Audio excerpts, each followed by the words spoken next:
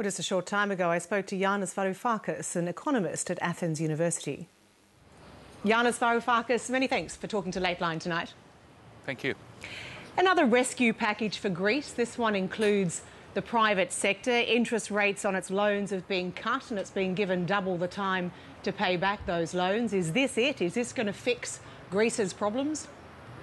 No, it won't, because Greece's problems are not Greece's anymore. Had this package been implemented about a year and a half ago, perhaps it would have done the trick. But it's a year and a half too late. The horses have bolted, and now we are reconfiguring new locks for the gates. It's a crisis that has spread well without the limits of Greece. It has, of course, as you all know, moved to Ireland, then from there south to Portugal. Recently, it has contaminated Italy and Spain. Currently, it's spreading its wings over Belgium, the French banks, and so on. So trying to deal with a Greek problem, as if this is the problem, is effectively, seriously to misunderstand the very structure of the crisis. At the same time, though, this is 150 billion euros. It's sort of a reshuffling, if you like, of the debt repayment. It has the private sector involved, as I said. Is this not going to make it a bit easier for Greece to start repaying its debts without killing the economy? Absolutely. But the problem is that Greece cannot survive if the euro system collapses all around it. So this is precisely what I said earlier, that had this package been implemented a year and a half ago, when the problem was well contained within Greece, then perhaps that would have been the solution, or at least it would have given Europe a very long period of time during which to fix the architecture of the euro system. But given that the crisis now is well without the limits of Greece, there's not much sense in allowing Greece more leeway for repaying its debts if the euro as a currency, as a common currency area, is on the brink of catastrophe. If Italy and Spain explode, and there is nothing in this package for Italy and Spain, if Ireland buckles under and demands too a restructuring of its debts, similar to the restructuring that was granted Greece yesterday, there is nothing in this package to help. And the moment that these developments happen, and I think they will within the next 2 or 3 months, then there will be another summit and another long debate about how the problem will be fixed. And, you know, time waits for no one. And a general disintegration of the euro area will do no one any good. And, of course, it will do Greece no good. That said, though, of course, there was a real fear that with this package and with Greece's private lenders having to take a haircut, that there'd be contagion, that we'd see that other Eurozone borrowers like Spain and Italy would face sharply higher rates. But in fact, in the short period since this package has been announced, that hasn't happened, has it? Why is the market feeling more confident then if the situation is as dire as you paint it? I shall suggest that you look back to the previous 18 months of summit after summit after summit and plan and package after plan and package that has been announced. Every time the summit of the European leaders announces a new deal, a new bailout, a new austerity package, the market's nerves steady for a couple of weeks, and then when everybody realizes that the suggested solution is simply part of the problem, then the markets start reacting negatively again. I think that we're seeing exactly the same pattern being repeated here. Everybody now in the marketplace expects and bets that everybody else will expect that somebody will be optimistic, having heard the new, quite radical package for Greece yesterday.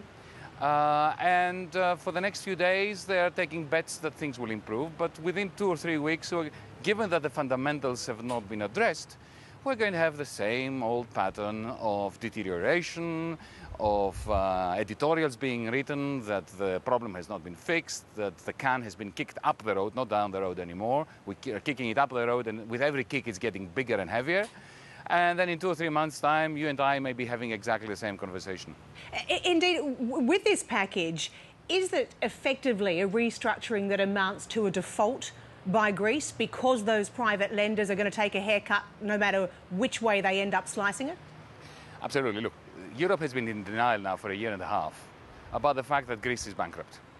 So they've been throwing good money after bad to prevent a formal acknowledgement of the bankruptcy of Greece, of the default of Greece. Well, now they've given up on that. They have tried to do it in such a way as to present it in a kind of orderly way. They're talking about a haircut of around 20-21%. I think that is hardly inadequate. Very soon we're going to be talking about a 30, 45, 50, perhaps 60 and 70% haircut.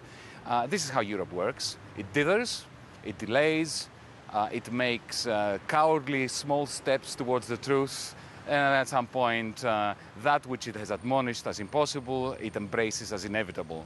This is the typical European way of delaying decision-making.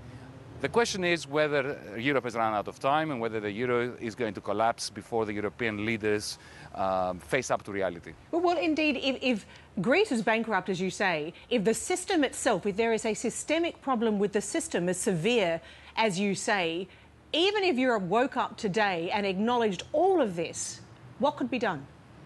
I think Europe is a quite rich common currency area. It's got very deep pockets, and it still has time and the resources to deal with the task in hand, which should be, ought to be, it is not at the moment, but it ought to be, the redesign of the architecture of the euro system.